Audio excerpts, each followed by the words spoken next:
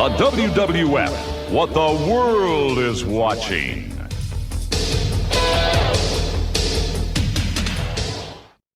Turn it on and rip the knob off.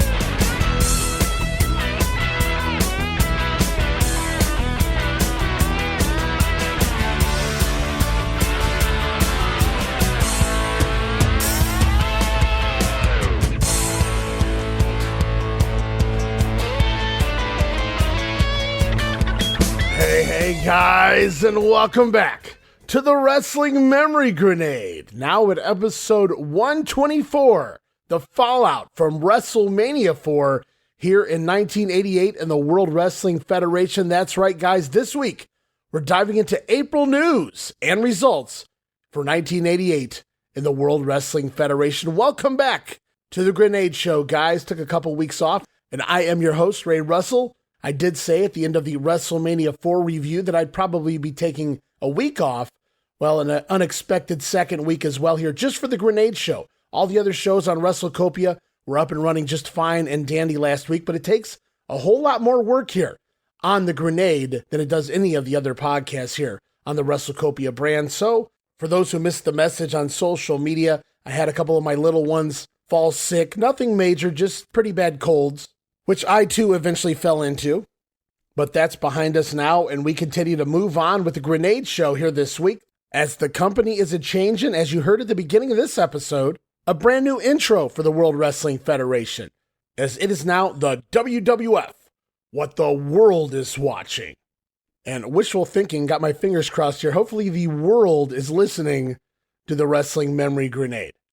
And before we get rolling, guys, once again, got to thank all of my great co-hosts that stopped by for both parts of the WrestleMania IV review. Jamie Ward, Gene Jackson, of course, my brother Jesse, had a great time on both shows with all of them.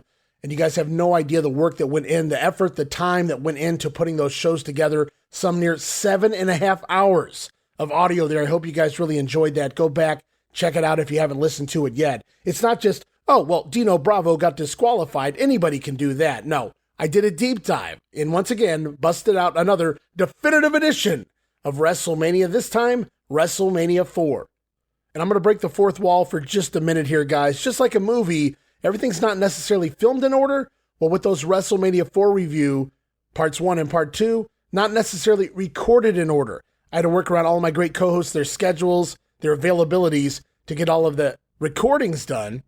And then, of course, I had to go back, splice it all together, add in the wraparounds, make everything sound nice and smooth, a smooth transition in and out of every part of the show. So it was very tedious, very time-consuming. It really drained me, to be honest with you guys, both emotionally and mentally, maybe even physically. I was done. I was wiped out. I needed that week off from the Grenade Show. But as you guys know, if you listen to the other podcasts here on the brand, we just keep rolling here. There's no time for breaks. That isn't until, well, we'll get to that later in the program. But as for right now, let's get this show rolling. And I promised everyone, at least on social media, maybe I did it on the show. It's been a couple weeks. I can't recall. But I invited everybody to leave their feedback for the WrestleMania IV reviews, both on X, formerly Twitter, as well as Facebook. And I said anybody who left any credible feedback, both good or bad, would be mentioned a shout out here on the Grenade. I would read your feedback right here on the Grenade Show. Top of the program, guys. And we're going to get down into that right now. As I head over to X, formerly Twitter, you guys can find me there at Wrestling Grenade. That's at RASSLIN Grenade. Mysteriico, or Mysteriico, not really sure how to pronounce it. I do apologize. In regards to the WrestleMania IV review episodes, he said, I don't listen to many other wrestling podcasts anymore, burnt out a while ago, but I love me some Wrestling Grenade. And I love the WrestleMania IV episodes. I listen while I draw. And it was insane how quickly the time flew by. I always appreciate how y'all give us an honest review, but don't go out of your way to shit on anything or anyone. The first-hand memories were a treat as well. Sound bites had me grinning.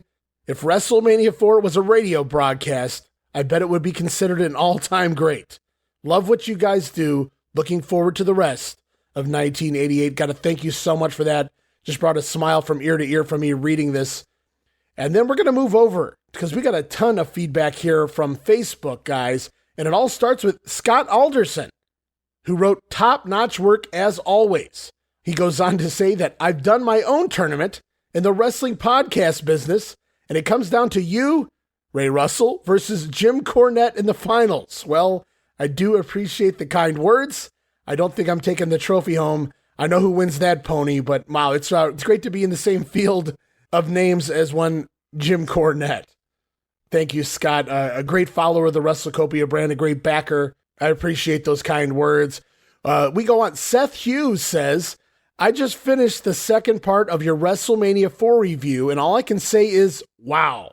That's all capitals, guys. W-O-W, wow. He says the research, detail, and behind-the-scenes info that you put into not only 2 WrestleMania IV episodes, but the subsequent episodes leading up to the pay-per-view was phenomenal. Seth then says, your own personal experiences and memories of the pay-per-view also added so much more to each episode as well. He says, well done, guys. You guys no doubt knocked it out of the park with your coverage of WrestleMania IV. You have a new fan of the podcast. Well, Seth, welcome to the Wrestling Memory Grenade. Welcome to the WrestleCopia brand. As we roll on here, Deontay Park says, my all-time favorite, the Wrestling Memory Grenade and WrestleMania IV. Trump Plaza at Atlantic City, job well done. David Lawson also wrote in, said, thoroughly enjoyed every minute of your guys' podcast. The Wrestling Memory Grenade, hands down, the best network out there. Well, thank you, David. We go on, just a couple more here I wanted to read on air. Keith Cruz, he says, the 2 episodes covering WrestleMania IV brought me back in time. It was great hearing about what it was like in the arena and with great insights on why some matches resulted oddly for reasons that I wasn't aware of when I was a kid. The audio clips with Bob Uecker were hilarious, and I agree, he could have been a great wrestling personality if he was a full-time announcer. Well, I certainly back that up, Keith. And Keith going to finish up here by saying, all in all, these were great episodes and a job well done by Ray and his guest stars.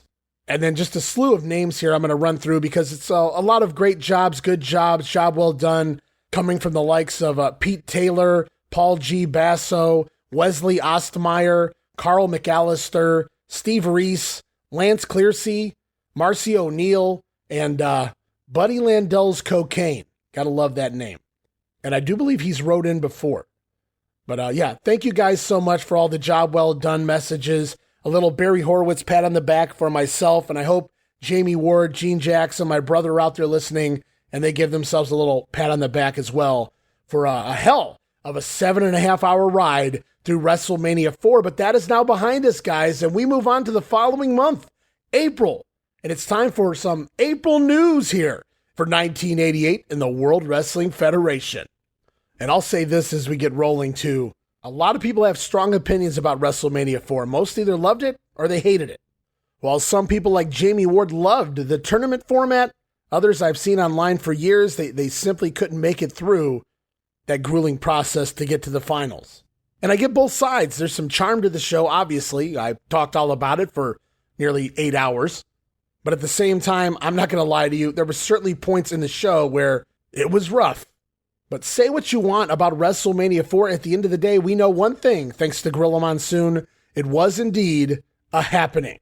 As were the podcasts, but time doesn't stand still, so we move on now with the April news. And there's not a whole lot of big news because we're coming out of WrestleMania. The guys are given 3 weeks off from the house shows, but we're going to have some fun here anyway, look into some things as we say goodbye now to the likes of Sika, the Wild Samoan, the Natural Butch Reed, and Ricky the Dragon Steamboat, who all had their final match in this run at WrestleMania IV.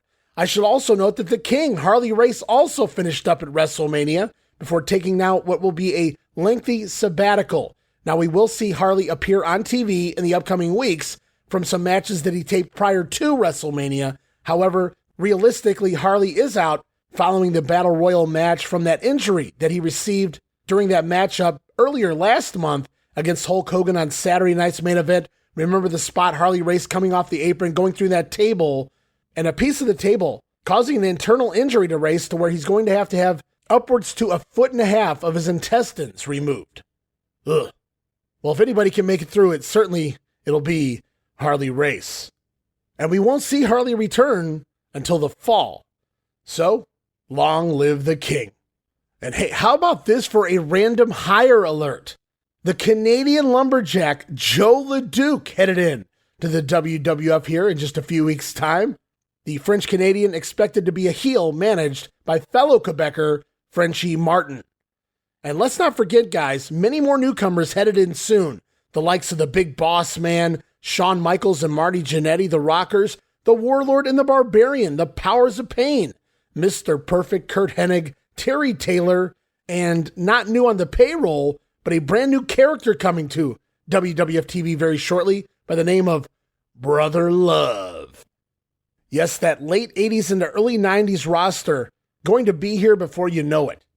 And talking about all of the upcoming talent headed in, be on the lookout. Wow, if there was ever a reset button in the WWF, it typically happens after WrestleMania, but maybe more so here in 1988 than any other year around it. An enormous amount of feuds going to be taking place immediately after the pay-per-view, perhaps some turns, babyface turns, heel turns, who knows, and other changes to kick off immediately after WrestleMania we're going to see on TV on the next episode of The Grenade as we do away with the localized promos and we welcome in the Event Center. This is where it all happens, guys. And I touched on this just a moment ago, but the Hart Foundation, Bret Hart, Jim the Anvil Neidhart, they've started a new journey as of WrestleMania, not only beginning what you might could say is a babyface turn, especially for the Hitman up front. We're going to be seeing them fire their manager, Jimmy Hart, and both men being tested as single superstars. Meanwhile, on the other end of the tag team scene, the babyface Rougeau Brothers apparently have now adopted the adjective fabulous to their name as they begin to take on a more aggressive style in the ring. We'll have to wait and see what comes of that. And speaking of tag teams, also the Islanders, Haku and Tama, they're going to undergo several changes in short fashion over the next month here. First, they're going to add a third member to the Islander team, the High Chief Siviafi. That's right, Siviafi returning to the WWF as a heel and the latest addition to the Islander tag team. Now a triple threat, it would seem, until just a couple weeks later, if that. Tama, the twin brother of Rikishi, he's going to have a dispute with the World Wrestling Federation. Some say it's over the push, some say it's over pay. I say it's over an immature 22-year-old, perhaps too much too soon. And the fact that more than one person has referred to Tama, the Samoan Savage, as, let's be polite and just call him batshit crazy.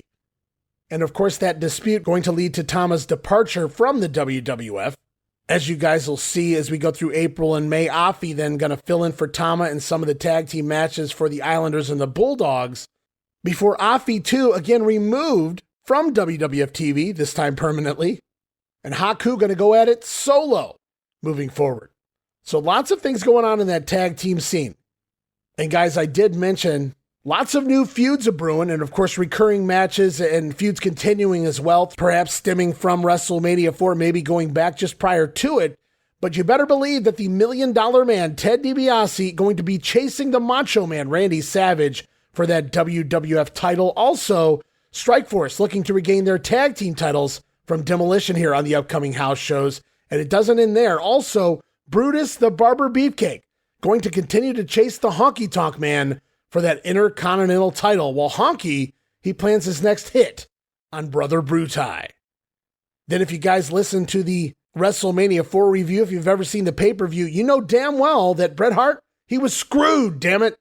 Perhaps the first Hitman screw job as part of that battle royal. Bret Hart now looking for revenge against one Bad News Brown after that double cross in the battle royal at WrestleMania IV. And another man looking for revenge after WrestleMania is one Hacksaw Jim Duggan, now in a feud with Andre the Giant, costing Hacksaw his first round match versus Ted DiBiase.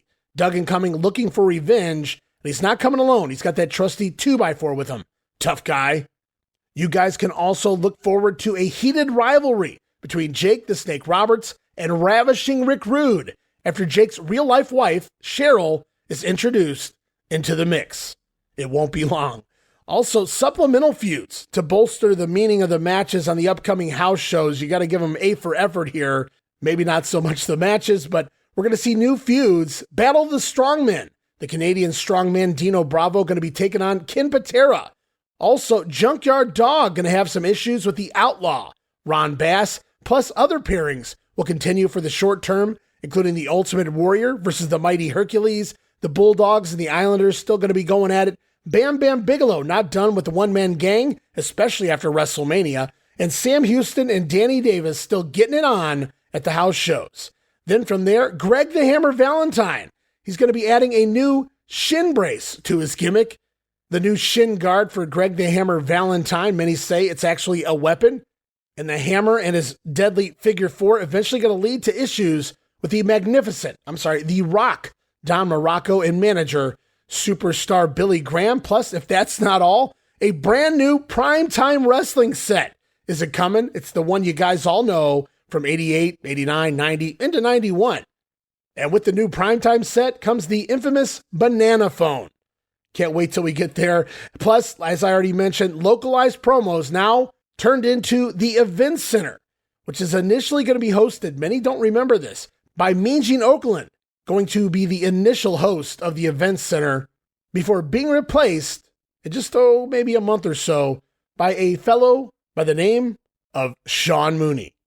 Like I said, lots of things changing, but business is most assuredly picking up around here right now. And that's going to do it here this week for April news. Like I said, not a whole lot to report here. Just wanted to kind of highlight all of the things to come, what we can expect from the fallout from WrestleMania IV, and of course, everything going on here throughout the month of April into early May. And just real quickly before we get into the April results here, and some fun sound bites from Madison Square Garden as well. Before we get going, just a reminder, you guys can listen to this show here, the Wrestling Memory Grenade, but also our sister shows, like the Regional Wrestling Podcast, where we talk the territories. 3 projects going on right now over there at Regional Wrestling. Of course, it's 1981 Georgia with Jamie Ward, 1985 in the Memphis territory with Gene Jackson, and 1986 in Bill Watts' UWF with Roman Gomez.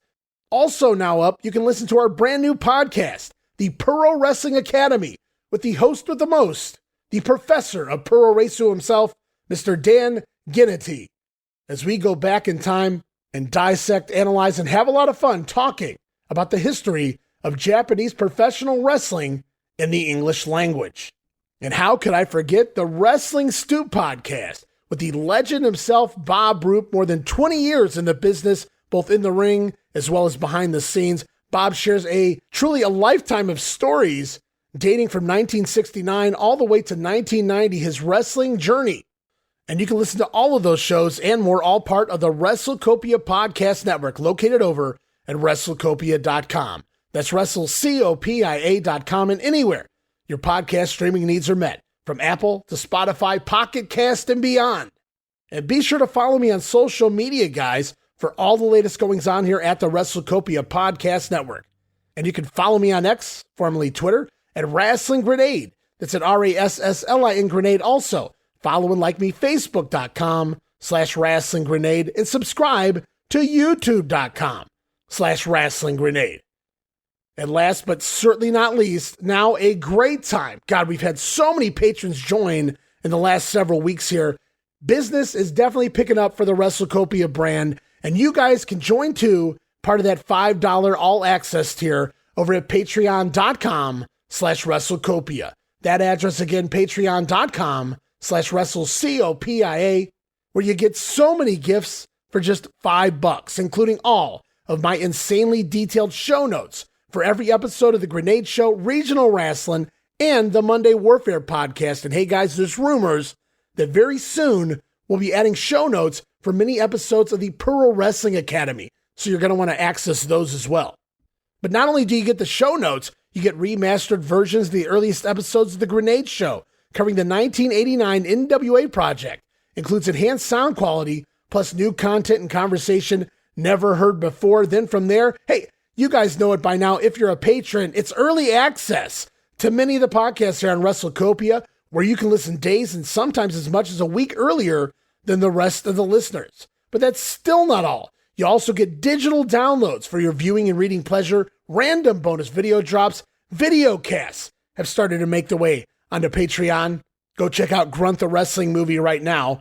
And of course, our Patreon exclusive Watch Along series, covering many past WWF and WCW events. And you get all of that, guys, for the low, low price of just $5. No subscription, cancel anytime, show your support. Give it a try for a month. I think you'll like all of the content that I offer, and every penny of it goes right back here into keeping the WrestleCopia Podcast Network and all of the great shows here up and running for the months and the years to come.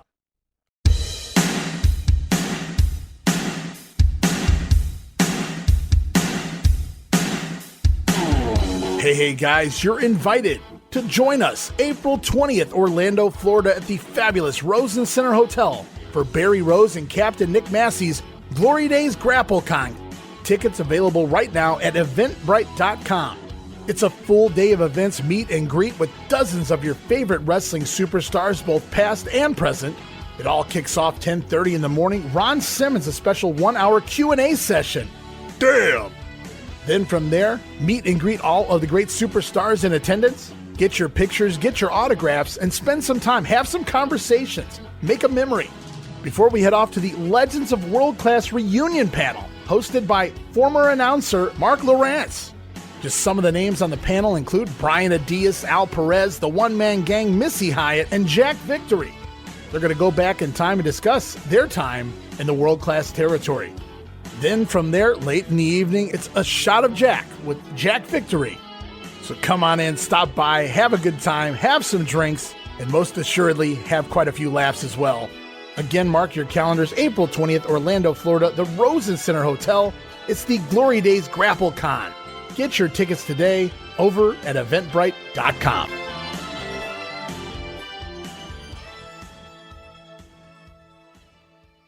All right, guys, you're not going to want to miss that. That's Barry Rose and Captain Nick Massey's Glory Days GrappleCon.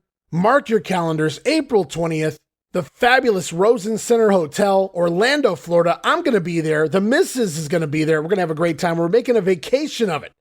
We're going to be out of town for about a week, but more on that at the end of the program, but definitely going to be a great time. If you're a listener of The Grenade or any of the great shows here on WrestleCopia, do not be afraid to say hi at the GrappleCon. Looking forward to meeting each and every one of you, and I won't be offended if you buy me a drink. All right, but with all of that said, guys, let's get back into the program here. Time for April 1988 WWF Results. And as always, I encourage everybody to stop over to the history of WWE.com. Great site kept up by Graham Coughlin and, of course, Richard Land. Head over to the history of WWE, click on that 1988 results link, and scroll along with me as we look through many of the results here for April 1988 in the World Wrestling Federation. And before we get going into the results, let's take a look at some of the towns the WWF is headed to in the month of April. It's the World Wrestling Federation on tour. It's the World Wrestling Federation on tour, coming to these great areas and facilities with action. Tuesday, April 26th, Glens Falls, New York, the Glens Falls Civic Center. It's Brutus the Barber Beefcake on the card in Glens Falls. Monday, April 25th, New York, Madison Square Garden. Macho Man Randy Savage is in Madison Square Garden.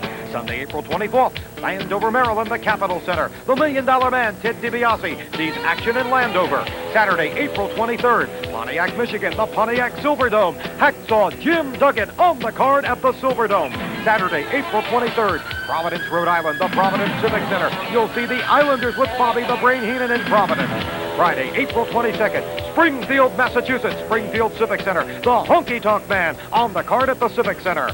Thursday, April 21st, New Haven, Connecticut, the New Haven Coliseum. Bam Bigelow in action in New Haven. It's the World Wrestling Federation. Be a part of it when it comes to your area.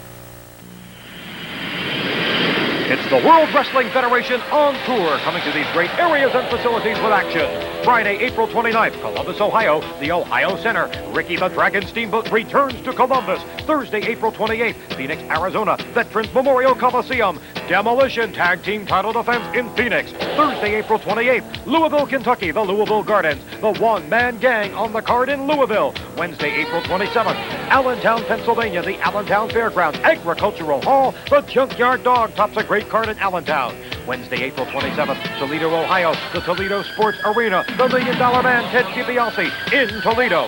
Wednesday, April 27th, Syracuse, New York, Onondaga County War Memorial, the British Bulldogs will be in action in Syracuse. Tuesday, April 26th, Fort Wayne, Indiana, the Allen County War Memorial. It's Randy Macho Man Savage topping a great card in Fort Wayne. Be a part of the great World Wrestling Federation action when it comes to your area. All right, and away we go with April 88 results. And right out of the gate, some interesting booking here because much like last year, the wrestlers given time off after WrestleMania. Remember, a handful of guys worked a small tour shortly after WrestleMania 3. But outside of that, everybody given time off for about 3 weeks or so after the event. And no different here. The vast majority of the talent will not go back on the road until April 21st. However, there is a very small, quote-unquote, European tour to kick off the month of April. The WWF headed to Switzerland and Italy with, I believe, something like a 14-man roster. And we're going to look at those results to kick things off. It's all about April 1st, right out of the gate. Lugano, Switzerland.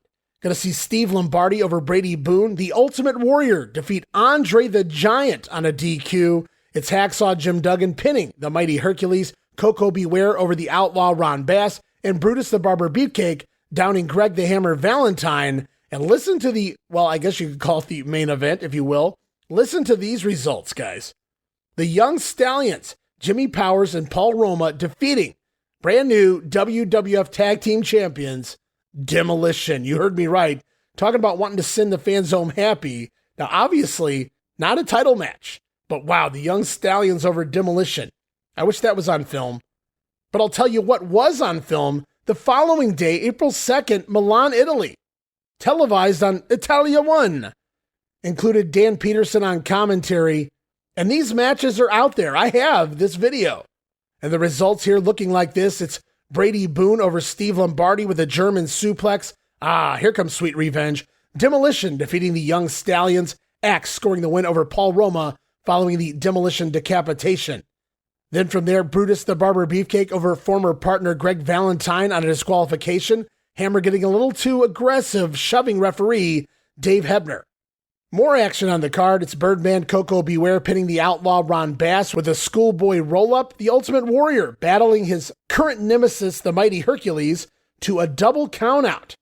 And the main event in Milan, Andre the Giant pinning Hacksaw Jim Duggan following a big boot. Duggan sending Andre into the corner, but running into that giant-sized boot. And Andre able to capitalize and get the win. The match goes about 7 minutes. Now, post-match, Andre choking Duggan down. Referees getting involved, trying to get the Giant off of Duggan, but it was Hacksaw's trusty 2x4 that would get the job done. Hacksaw blasting Andre at least a couple times there with the board. Andre finally releasing the choke and leaving ringside. Milan, Italy. Wonder if Santino was in the crowd. Anywho, we roll on one final night here on this mini tour, April the 3rd in Cesena, Italy. Hope I pronounced that right. It's Brady Boone again over Steve Lombardi. Koko B. Ware defeating Outlaw Ron Bass. I don't have results, but we get Hammer and Beefcake once more, as well as Demolition and Young Stallions. I guess that would be the rubber match, and Demolition coming home with the belts, so let's just say they won that. And listen to this one, Hercules taking on Jim Duggan, not to be outdone by, oh my God, in the main event, Andre the Giant pinning the Ultimate Warrior. Much like the prior match with Andre and Duggan, it was Warrior running into a giant boot in the corner, but Andre going to take it a little further here and land a butt drop, a sit-down splash onto the chest of UW, going to score the win. Warrior perhaps doing his very first pinfall loss here in the WWF to Andre the Giant, and it happened in Italy. Boy, I'd love to see that footage. Now, following that brief April tour here at the beginning of the month, over in Europe, everybody here in the WWF taking some time off. nobody going back on the road until April 21st, when things are once again all systems go, full speed ahead, all hands on deck as we kick off the return of the touring by heading off to New Haven, Connecticut, April 21st in front of 12,000 fans for a WWF Superstars taping. And on that taping, several matches to be aired on Primetime Wrestling, including Ken Patera over Paul Sarantini with the full Nelson. Also, $1 Million Man Ted DiBiase scoring a pinfall win over Brutus Beefcake. You don't see Beefer do a lot of jobs, especially on free TV, but it is the $1 Million Man pinning Bruti after a little trip up from Virgil outside on the floor. Now, post-match, it was Beefcake attacking DiBiase, preparing to cut the $1 Million Man's hair, but Virgil pulling Ted out to safety. Both of those matches going to air on the May 2nd edition of Primetime. Also to be aired on May 9th, Primetime Wrestling, Intercontinental Champion Honky Tonk Man scoring a win over Bam Bigelow. Wow, look at that. Talk about a challenger. Now that match goes to a countout. After about 5.5 minutes of action, Bigelow, the finish going to see both guys brawling on the floor, but Bigelow accidentally knocking the Honky Tonk Man back in the ring. Bammer unable to beat the count back himself, so somewhat similar to what we saw at WrestleMania in regards to the countout. Bigelow not being able to beat the count back inside. Honky Tonk Man going to squeak away with the title in a very unique match. I never thought Honky Tonk wrestled Bam Bam, but I was wrong. Also, a couple of dark matches here on this Superstars taping. Going to see tag team champions Demolition retain their title over the former champions Strikeforce. Also, Andre the Giant defeating the WWF champion Macho Man Savage on a disqualification. Now, this match actually going to be released many years later on the WWE Unreleased 3 DVD set. So it's Andre over the Macho Man on DQ after Savage attacking Andre with a steel chair when he lost his cool after the Giant confronted the lovely Miss Elizabeth. Now, we're not going to go into actual TV taping results for Superstars, but just an idea of some of the things to come here. On this taping, we're going to see the singles debut, the brand new look of the Hitman Bret Hart. Also, this is where High Chief Afi joins the Islanders, and Hulk Hogan going to have a very rare singles match on television, Superstars nonetheless, taking on Boris Zukov of the Bolsheviks. This is also going to mark Hulk Hogan's final appearance until the summer, as he's going to go off to film No Holds Barred.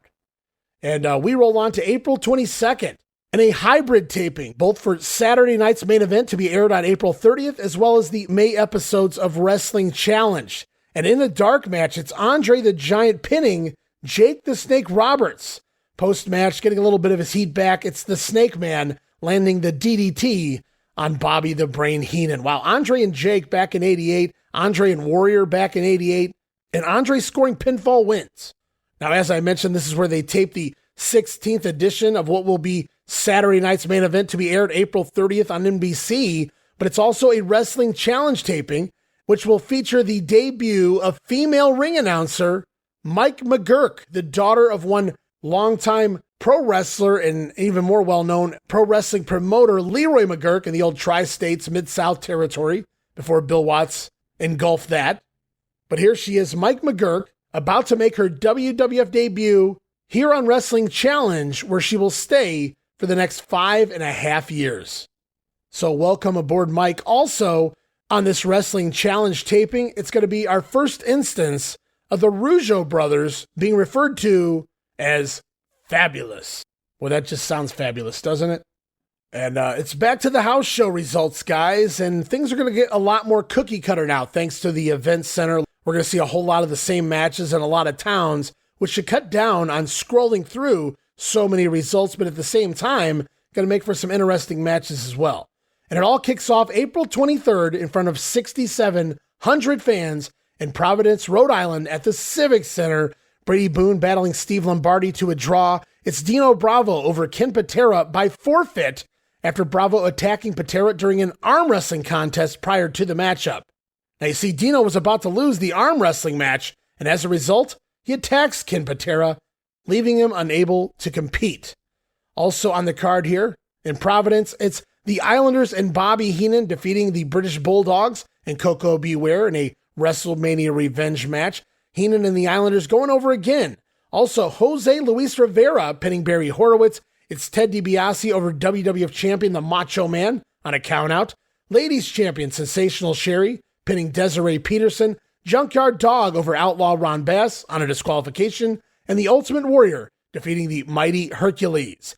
As we roll on, also April 23rd in the Silverdome. Wow, just think, over a year ago, WrestleMania III taking place in the Silverdome. Going to cut it down huge here. No doubt for this house show in Pontiac, Michigan, April 23rd. As one of the matchups on the card, scheduled to be Ricky the Dragon Steamboat taking on Greg the Hammer Valentine, another WrestleMania revenge match, if you will. But the Dragon leaves the company following WrestleMania, so that match does not take place. However, this card does. It's Iron Mike Sharp over Scott Casey, Bret Hart battling Bad News Brown to a 20-minute time limit draw, Jake the Snake Roberts defeating Greg Valentine. Valentine originally scheduled to work Steamboat not here. Well, Jake originally scheduled to go into what I would call a house show feud with the King Harley Race. But Steamboat gone and Harley Race off for surgery. He's not going to be back until the fall, remember? So it's Jake and Valentine going at it here, and it's the Snake scoring the win over the Hammer. Also on the card in the Silverdome, well, last year it was Hulk and Andre. This year it's Andre defeating Hacksaw Duggan on a countout. The Rougeau Brothers over the Killer Bees in a battle of the baby faces. Maybe. Also Ravishing Rick Rude pinning the Rock Don Muraco. Intercontinental Champion Honky Tonk Man over Brutus the Barber Beefcake on a countout.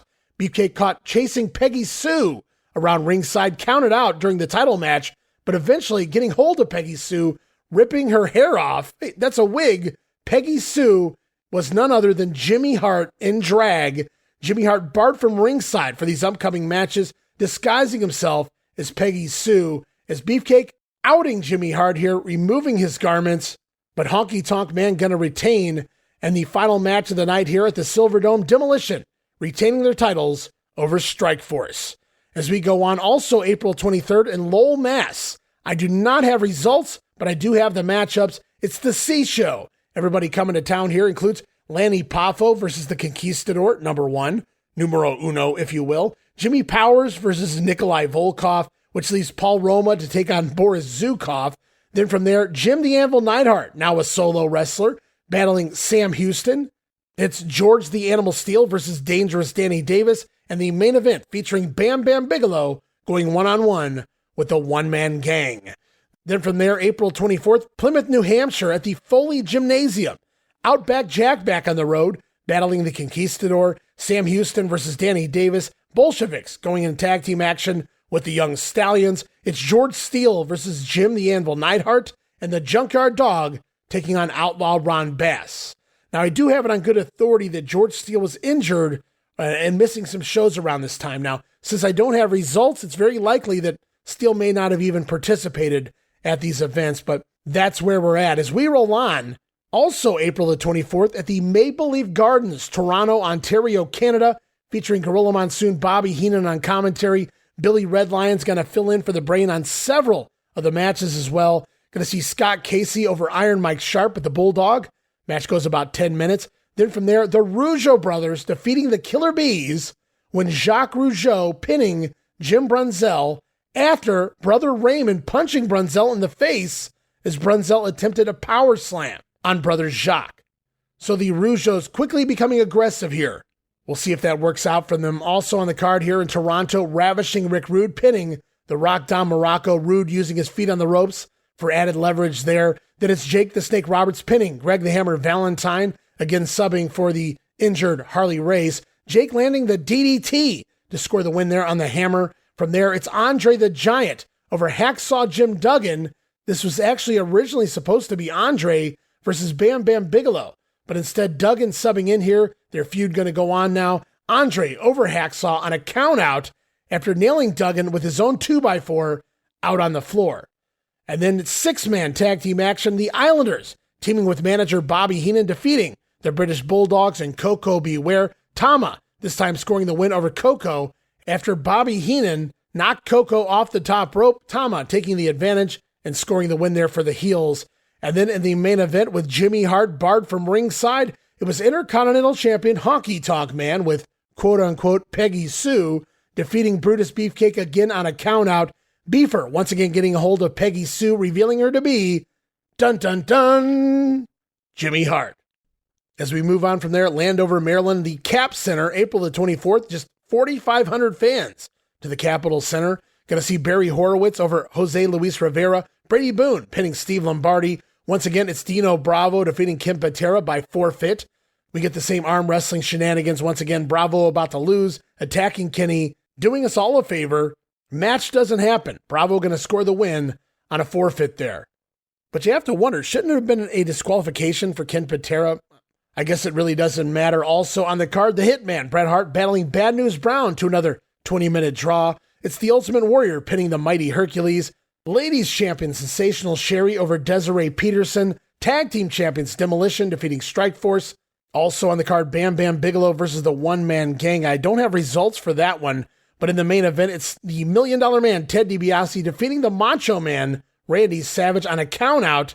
After Savage going to the top rope looking for that patented flying elbow drop, but it's Virgil up on the apron, shoving Savage off the top rope and all the way out to the floor. The Macho Man unable to get back in the ring in time, can't beat the count, and Ted DiBiase going to go over on a count out. But look at that card. What a stacked card in regards to the title matches. I mean, really, from the third match up, you look at Bret and Bad News, the Warrior and Hercules, Bam and the Gang. You got a ladies title match, a tag team title match, and the world title match, only drawing 4,500 fans in Landover. But we continue on to April 25th. Oh, this is more like it. In front of 17,000 fans, New York City, Madison Square Garden, televised on the MSG network, including Gorilla Monsoon and Lord Alfred Hayes on commentary for this one. Now, this too was supposed to have Ricky Steamboat take on Greg the Hammer Valentine, but the match canceled with the Dragon now gone from the company. But the matches that do take place include Brady Boone scoring another win over Steve Lombardi with a German suplex, Dino Bravo now bringing it to TV, the big arm wrestling contest leading to Kim Patera's beatdown and the subsequent forfeit, giving Bravo yet another win. It's Bad News Brown taking on the Hitman once more, Bret Hart and Bad News going to another 20-minute time limit draw. One-Man Gang over Bam Bigelow by disqualification. And the match actually gets a little time here. Goes a little over 9 minutes. As Bigelow just loses his cool, continues to ram the Gang's head into the turnbuckle beyond the referee's count of 5. Also on the card, we saw the $1 Million Man, Ted DiBiase, once again defeat the Macho Man, WWF Champion Randy Savage, on a countout. Match goes about 12 minutes. Once again, Virgil pushing the champion from the top rope out to the floor.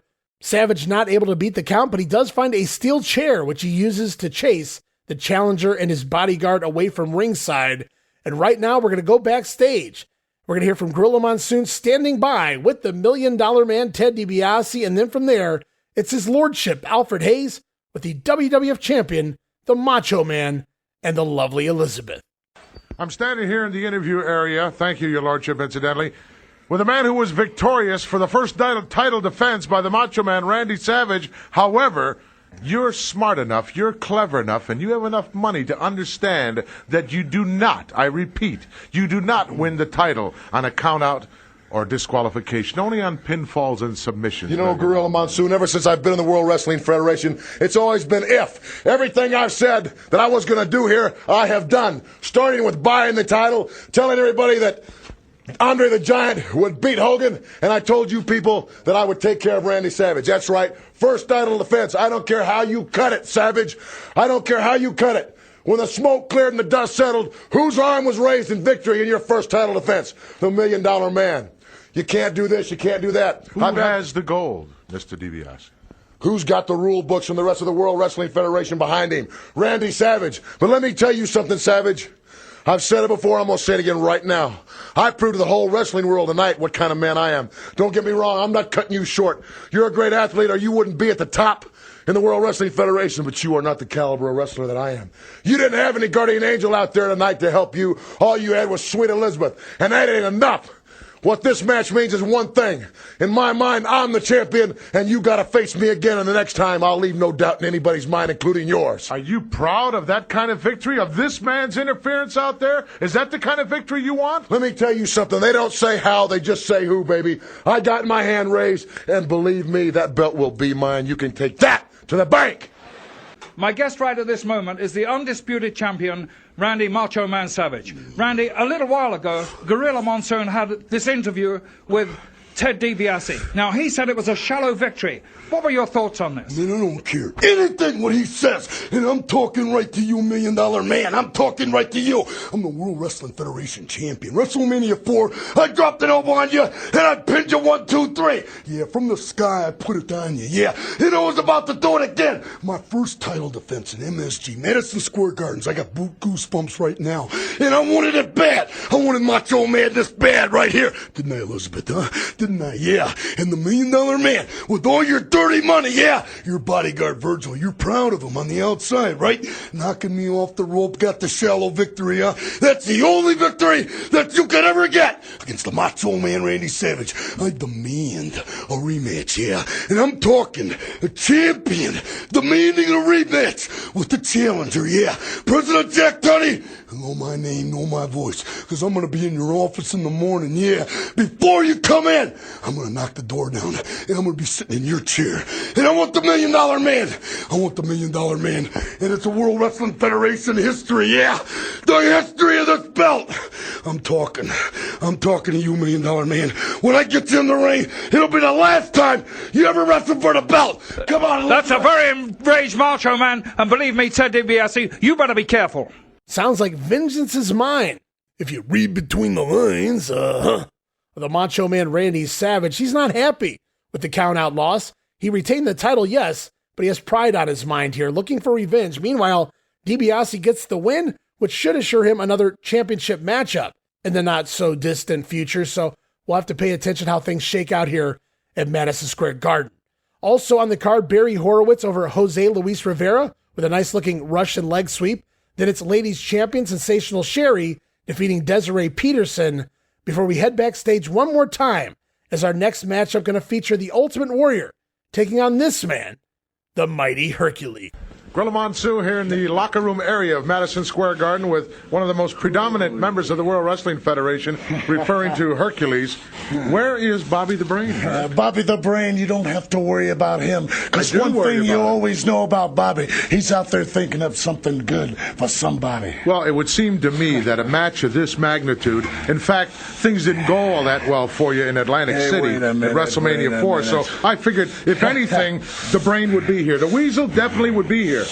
Well, Bobby the Brain here is here in spirit. You know, there are still some unanswered questions in WrestleMania 3. That's true, Gorilla Monsoon. But tonight, WrestleMania 4, it doesn't matter. But tonight, they will be answered. We will find out who the warrior is, who the true warrior is. I noticed you got a stronger chain. If I remember right, the Ultimate Warrior snapped that other one. What are you talking about, Gorilla? That was me that broke that chain. Everybody knows my power. I don't have to prove myself. Hercules, a powerhouse against the Warrior, another powerhouse coming at you.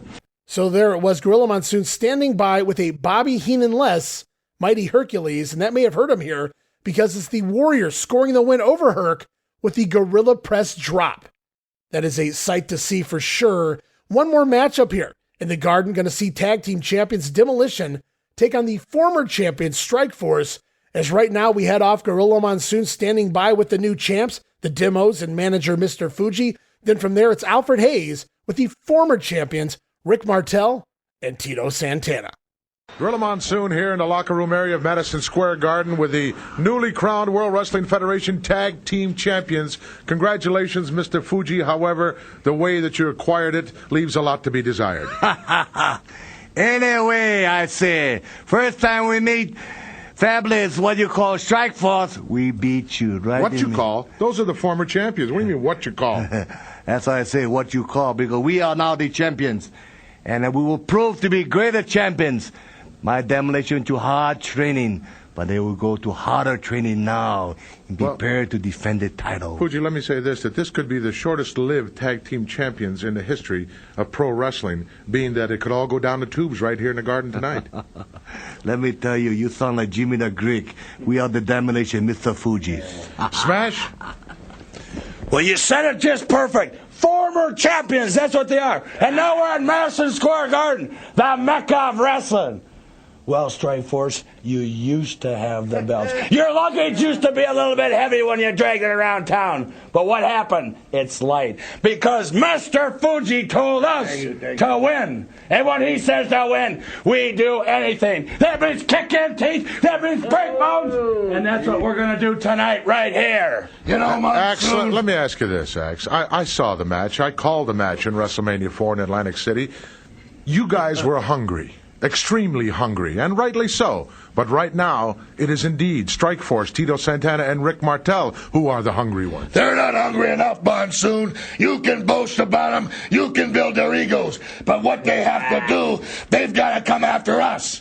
We own the gold. We own the store. They've got to come in our backyard now. And I don't think your boasting or their boasting can do it.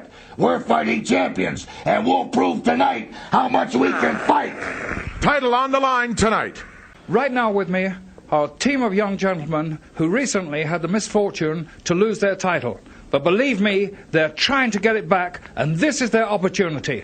This is the Strikeforce, and here we have Rick Martel and Tito Santana. What do you think, Rick? Yeah, we're all fired up. We're all moments away, from our revenge from WrestleMania IV. Everybody saw how Fuji and Demolition stole the belt from Strikeforce. Yes, we had him beat with that Boston Crab. And yes, Demolition had to use Fuji's cane, hit me over the head with it. They're going to be sorry they didn't finish us off that night. Because now Strikeforce is going to come back and keep on fighting back until we get those titles back. So yes, we are fired up. Rick, you're going to have to face the fact that they're going to have Fuji in there again. Do you have plans for him? We have plans for the three of them. I guarantee you, you're going to find out just moments away. So you really think you have the confidence enough to get this title back?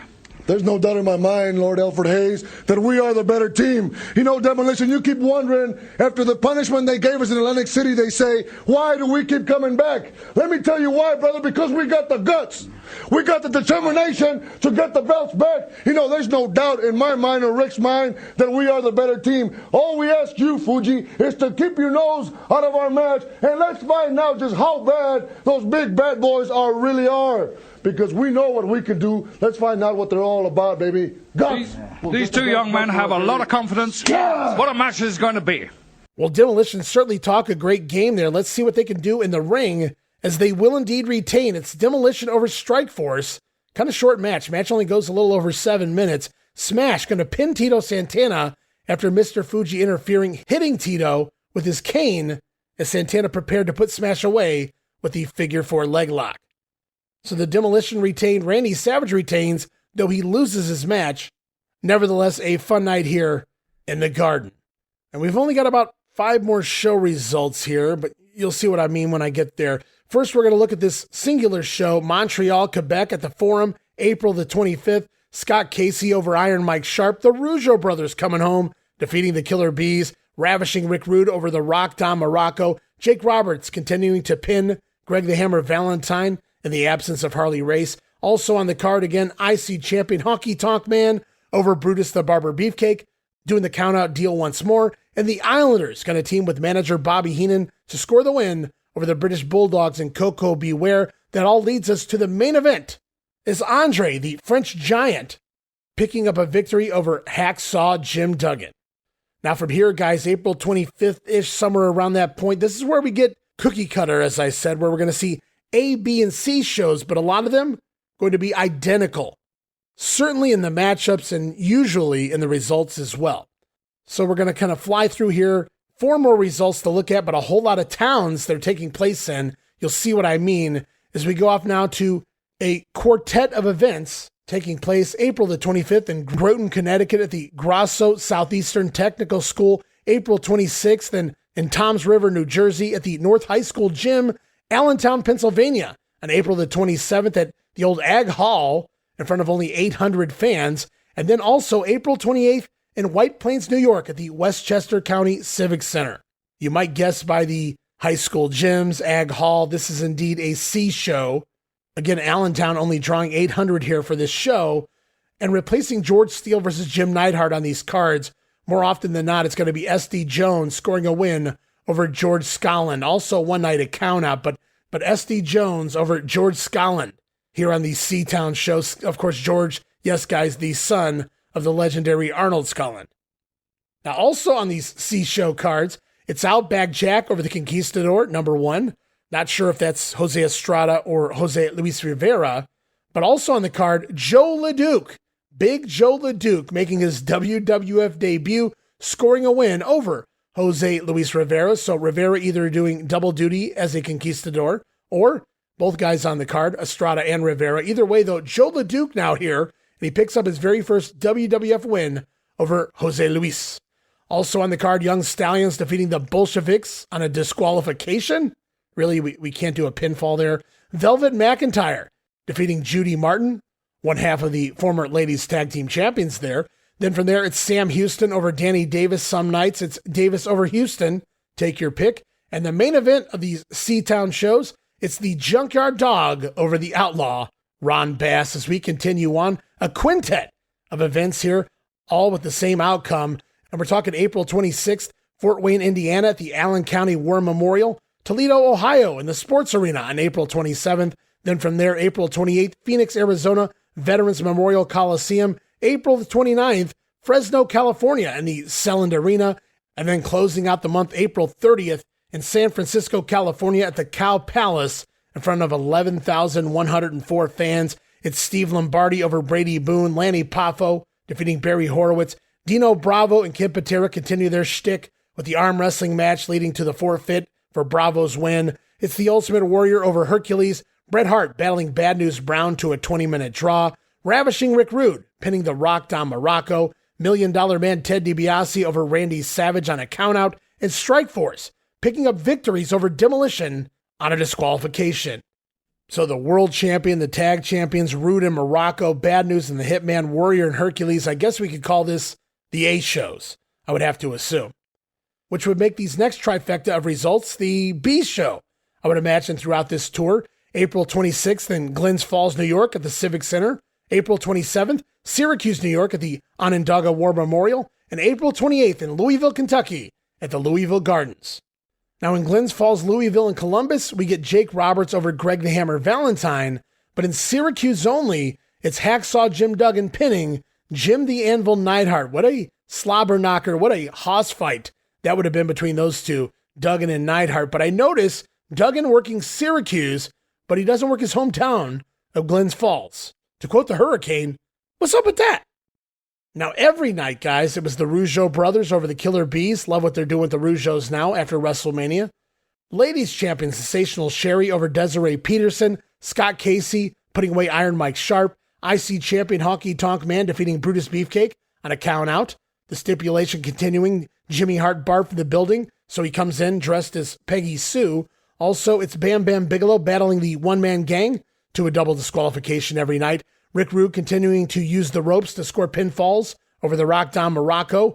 Then in Louisville and Columbus, 6-man tag team action. Going to see the Islanders and Bobby Heenan over the British Bulldogs and Koko B. Ware. And then in all the other cities, it's simply tag team action with the Bulldogs picking up a win over the Islanders.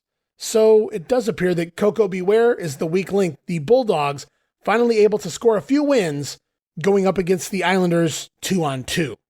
And just like that, we're going to close out the month of April here in the house show results by looking at a pair of results. April the 29th, Utica, New York at the Memorial Auditorium in front of over 5,000 fans, 5,084 to be exact. And then we move on to April 30th, the final day of the month, Scranton, Pennsylvania at the CYC. And it's Jos LeDuc continuing on his winning ways, scoring wins over Jose Luis Rivera. Then it's Outback Jack over Conquistador number 1, now verified to be Jose Estrada. Jim the Anvil Neidhart finally making the trip into this tour. Remember, it was supposed to be the Anvil and George Steele, but George Steele out of commission, so it's the Anvil over Special Delivery Jones. Then from there, Junkyard Dog over Outlaw Ron Bass on a disqualification in Utica and by pinfall in Scranton. Then it's Sam Houston over Dangerous Danny Davis, Velvet McIntyre defeating Judy Martin, Young Stallions over the Bolsheviks, and Andre the Giant picking up victories over Hacksaw Jim Duggan, first on a count-out in Utica and then a pinfall victory, Andre over Hacksaw in Scranton.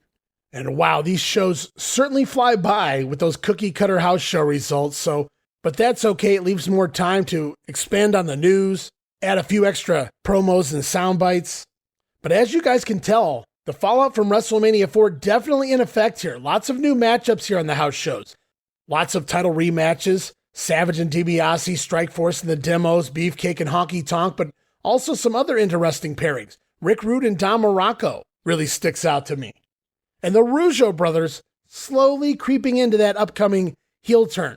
We know that's right around the corner. So lots of fun things going on right now as we come out of the big pay-per-view and move into the spring here of 1988 in the World Wrestling Federation. And I want to thank all of you guys for all your continued support here with the brand, the WrestleCopia brand, the Grenade Show. I knew it was going to be a light week. Not a whole lot of news, and of course, not a whole lot of results either. The WWF basically going dark for most of April, not returning with the entire roster until April 21st or somewhere around that time. So most of the boys given 3.5 weeks off following the big pay-per-view event. Time to heal, time to recover, but now it's time to get things going again. And much like me, I needed time to heal and recover after doing all of my due diligence, all of that hard work, all of the research, all of the editing, all of the everything that went into those WrestleMania IV shows. And when I took that second week off because my kids were sick, I was sick, I had at least a couple people on social media send me a message. Hey, Ray, when are we going to get another Grenade Show? Well, guys, I'm only human. And while I appreciate your love, your passion, your interest in the show, I've also got to ask you guys for your patience at times. Because outside of guest co-hosts, this is a one-man brand. This is a one-man show. I do the research, I do all of the writing, I do all of the reviewing, of course the recording, the editing, grabbing sound bites are a chore in themselves. I spend more time, more hours, more days every week on the Grenade Show than any other podcast here on the brand. So believe me, guys, I put the time and effort into it, and I only want to give you guys an A-plus product. And yes, as you can tell by my voice, I'm not 100% yet, but I didn't want to let anybody down. So putting this episode out a little under the weather, and we're going to return hopefully next week with another 2 weeks of WWF television review here for April 88 in the World Wrestling Federation. But I do want to make this note here in advance. Me and the missus will be leaving Thursday morning, April 18th for vacation. We're off to Orlando, Florida. Yes, we're going to be part of the Glory Days GrappleCon event, but the days leading in and the days following, we're also going to be enjoying our time away, vacation time. So there will be a week off here on the Grenade Show. I do apologize to all the listeners in advance, but this has been months of planning. The plane tickets are bought, the hotel is paid for, and we're going to be off from April 18th, and we will not return home until Wednesday, April 24th. So it's safe to say in 2 weeks' time, there will be likely very few shows here on the WrestleCopia brand because I'll be out of town and on vacation. I truly hope you guys understand. But after that, it's right back to the grind, guys, back into more April TV from there as we get closer to the next edition of Saturday Night's Main Event. But right now, I can assure you one thing. Next week here on The Grenade, it's the first 2 weeks of April TV for 1988 in the World Wrestling Federation. Once again, encourage everybody to follow me on social media on X and Wrestling Grenade. That's at RASSLIN Grenade. Also, follow and like me, Facebook.com/Wrestling Grenade. And please check out, be like so many others, lots of new patrons in the recent weeks, all the great stuff going up over here at Patreon.com/WrestleCopia and that $5 all access tier. Check it out, guys. You won't be disappointed. And I, for one, can't wait to be back here next week. Going to start diving into more WWF TV here in 1988. Going to be an absolutely fun ride next time out. We're going to hear a lot of new promos as part of the event center as well. Going to be fun. But until then, this is Ray Russell saying from pillar to post and coast to coast. You pull the pin, and I'll pick up the pieces right here on the Wrestling Memory Grenade. I'll see you next week. Don't miss it. Be there!